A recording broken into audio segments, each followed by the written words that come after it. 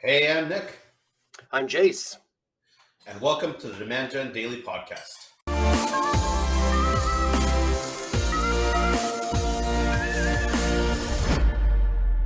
As always, please remember to like, subscribe, leave us a question. We answer the questions, and we are doing a series on Amazon as part of a viewer question. Actually, a couple of them around. Last episode, if you haven't checked it out, is all about should you be on there? Is it too saturated? So go check it out if you haven't yet. Now, we're still in like the beginner series of Amazon, so we haven't touched on anything intermediate or advanced quite yet, but we wanted to talk about product research. So, Jace, give us your take on maybe somebody out there already has a product or a series of products. They don't know which one to put on Amazon or if they should put it on Amazon. How do they go about this? Yeah, I would say that when people talk about the 80-20 rule with how to be successful on Amazon, most of your success is going to depend on this stage right here. Which product do you use or you choose to launch, especially early on? So it is very common for successful Amazon sellers to have gone through a whole series of product attempts, product launches, before they found a product that was successful. In the first two brands that I helped manage on Amazon, two baby products targeting young moms, we were about 1 for 8. So for every 8 products, one of them would take off and pay for the whole enterprise, right? It would just be a home run, it'd be great. But so you have to have the stomach to know that your intuitive passion for an idea or a product is not a real accurate precursor or predictor of whether or not it's going to be successful on Amazon. You just don't know what's going to be successful on Amazon. It's like trying to create a YouTube video and saying, I know this YouTube video is going to go viral. You never know. But you make 50 of them and one of them might really hit a nerve and take off. Product launching successfully is really about doing it in such a way that you can sustain doing it repeatedly. Later on, we can talk about how to make that affordable. But choosing an initial product, choosing a product that ideally, really basic stuff here, has reasonably high demand but reasonably low supply is going to be absolutely critical. It's back to your basic high school economics, grade 10 business class, supply and demand. People roll their eyes at that, but it has a massive impact on your chances of success on the Amazon platform. There are categories that are so crazy cutthroat competitive. There's a lot of black hat tactics. I do not recommend you even entertain the thought of going into super competitive categories. So here's an example, right? There are categories right now that are doing really well on Amazon, but people don't know that they're well. Truck accessories, not just truck accessories, but truck bed accessories. So in the back of a truck bed, you can buy accessories for different models of trucks.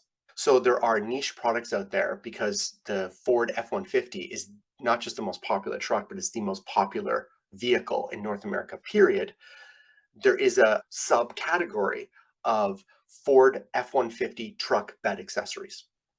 And there are sellers out there that are literally earning hundreds of thousands of dollars a month off a few ASINs. That's a SKU. Amazon calls their SKUs ASINs because they have locked down a micro niche, right? That had steady, solid demand, but there was no one really honing in and becoming the dominant brand of that particular micro niche. And so they were able to just own it. So when you're talking about which product should I launch, which product has reasonable demand but low supply? And how do you know that? You can use tools like Jungle Scout and Helium 10. There's a bunch of free YouTube tutorials on those products. You pay a monthly subscription, it becomes an add-on browser to your Chrome browser, and you can look at any listing across Amazon and see how much they're selling, what the referral fees are, whether or not they're FBA or FBM, where they're shipping from, how many units they have left, or they're low supply, high supply. And you do some competitive research. It will also tell you when you search a keyword, let's say merino wool socks, men's merino wool socks, how high of a demand is there? How competitive is this product category? And it will tell you in the right top hand corner, and Jungle Scout's one of my favorite.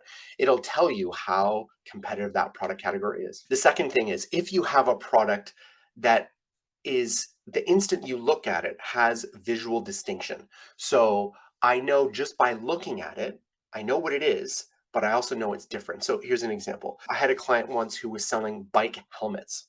Now, bike helmets are pretty damn competitive on Amazon. You can buy them for as cheap as $30. You can buy them for $200.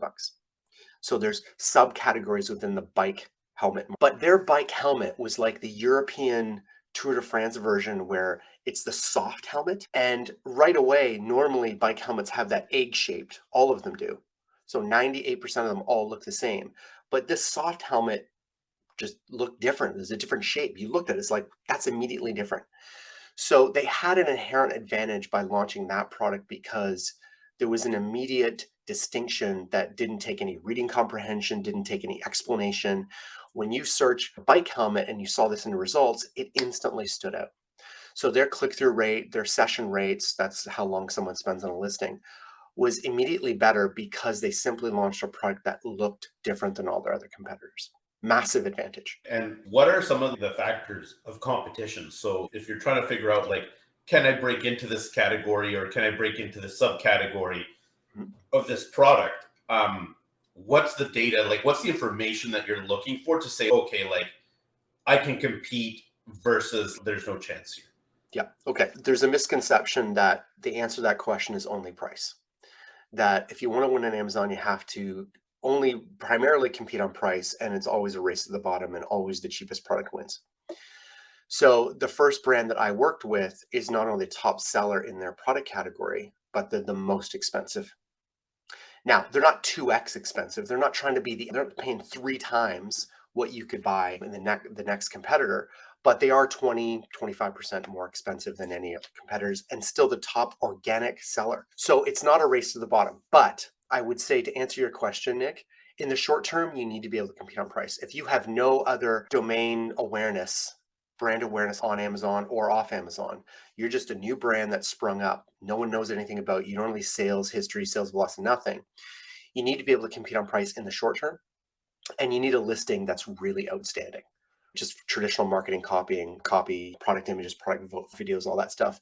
You have to do well on that. Hero shot is really critical. That's the first product image people find in the search results when they search for a keyword for your associated with your product. And then again, something visually distinctive would be a big help. So in the beginning, people are competing on price, and as they develop some sales velocity, some sales history on the platform, Amazon sees, hey, this listing converts, then you test upping your price a bit. And then if that holds, you up it again and you keep testing it. Perfect. That's the short answer. All right, that's all we got for this episode, but we're going to actually continue on with the exact same topic in the next episode, which is how do we figure out how to sell, what are the competitive factors, and like how do we stand out and make like a winning listing. So stay tuned for the next one. See you then.